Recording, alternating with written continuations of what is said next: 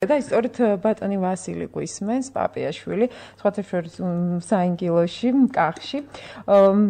ბატონი ვასილი ბრძანდება ცნობილი პოეტის ზურაბ პაპიაშვილის შვილი. მოგესალმებით, ბატონო ვასილ. იგი ასევე არის ხელოვანი და ჰერუას ხელმძღვანელი.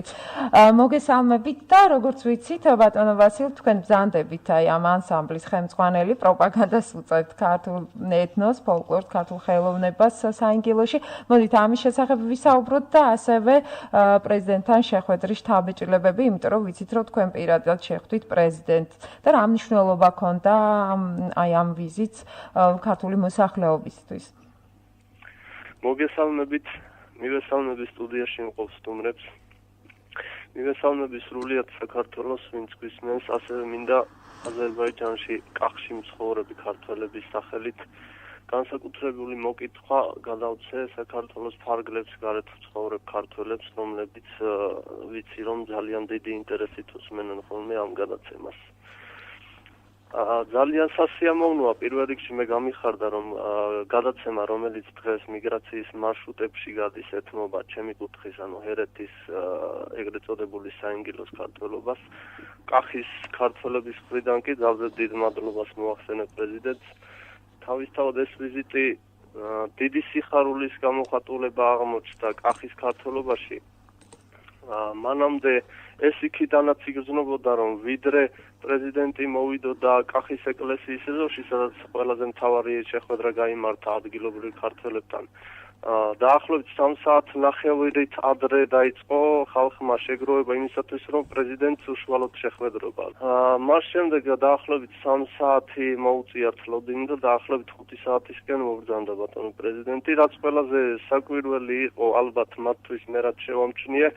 უშუალოდ ხალხს შეხვდა აღმოჩნდა შესაძლებლობა რომ ყველა მათგანს თუ არა ძალს ყველაზე წინ ვინც აღმოჩნდა მათ მაინც ჩამოერთვათ ხელი ბატონი პრეზიდენტისთვის ვფიქრობ ძალზედ დიდი კარგი მოგონების სახით დარჩება ეს თითოეული მათგანის მეხსიერებაში და ზოგადად ჩვენი კუთხის ქართველების მეხსიერებაში. ეხლა შეკითხვები რომელიც დაისვა თქვენი მხრიდან პრეზიდენტთან გამომდინარე იქიდან რომ ანსამბლის წევრები უფრო მობილიზებული ვიყავით გარკვეულ საკრავებით და ასე შემდეგ სიმღერა წარგვედგინა და ჩვენ უფრო სიმღერით შევეგებეთ ვიდრე კითხვებით და კითხვები დანარჩენ მოსახლეობას ჰქონდა საშუალება გარკვეული ურთიერთობა დაემყარებინა მათთან. შეგიძლიათ ეს ძირითადი მიმართულებები გითხრათ მაინც რა აწუხებთ იქ მცხოვრებ ქართველებს ჩვენს თანამემამულეებს განსაკუთრებით ახალგაზრდების შეხედულებები და მათი პრობლემებია მნიშვნელოვანი. უპირველეს ყოვლისა, ალბათ თქვენთვის ცნობილია ეს და ალბათ სრულიად საქართველოს მიცის, რომ უბრალოდ ელემენტარული ყურადღება, რომ აქ არსებობს ქართველობა, რომელიც ცხოველ კავშირს მოითხოვს თავის კულტურულ სამშობლოსთან, დედა სამშობლოსთან, საქართველოსთან. კულტურის განვითარების თვალსაზრისით არსებობს გარკვეული შემახერხებელი ბარიერები, რომლებიც ვფიქრობ კარგი იქნება თუ გამოსწორდება, რომ ვინაიდან ახალგაზრდობას გარკვეულწილად არ აქვს ისეთი კულტურული საზრდო, რომლის ირგვლივაც მოიყრის თავს თუნდაც თვეში ერთხელ მაინც და ეს იქცევა კულტურულ პროდუქტად, უფრო კულტურული თვალსაზრისით ამას მოგახსენებთ როგორც ჰერეთის ანსამბლურას ხელმძღვანელი.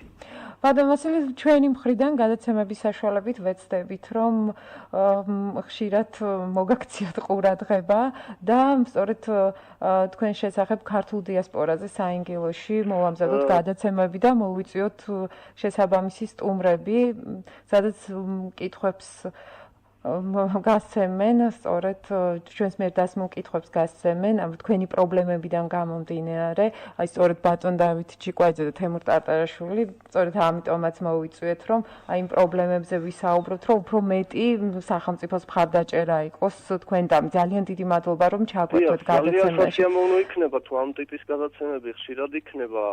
აქვე დიასპორა ახსენეთ და მე მინდა აქვე შევნიშნე, რომ გარდა პრეზიდენტისა კახის რაიონში იმავე 13 თებერვალს იმყოფებოდნენ დიასპორის სამინისტროს წარმომადგენლები, რომლებმაც ერთი ძალიან კარგი საქმე გააკეთეს მაშინ ჩვენს კახის რამდენიმე ბავშვთა ქორეოგრაფიულ წრეს ჩამოუტანეს ფორმები, ასევე რამდენიმე ძალიან მნიშვნელოვანი საკრავი ჩამოგვიტანეს ჩვენ, რომელიც მნიშვნელოვანი შეღავათი იქნება ჩვენი ანსამბლის წინაშე მდგარი გამოწვევებისათვის.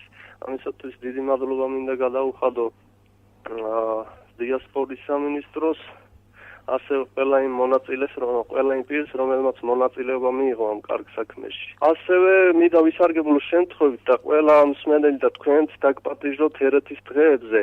სიამოვნებით გეწევით. წლეულს იქნება, მათ შორის ანსამბლი ჰერულა წავსდგებით ყოველთვის ტრადიციულად გავდივართ ამ დღეებზე. წავსდგებით მაყურებლის წინაშე ტრადიციულად იგი ტარდება ივან ჯავახიშვილის სახელით თბილისის სახელმწიფო უნივერსიტეტში. დანარჩენს ვფიქრობ უფრო დეტალურად ბატონ თემური მოგახსენებთ სტუდიაშია და უფრო ადვილად შეძლებს ამის დეტალურ ანალიზს.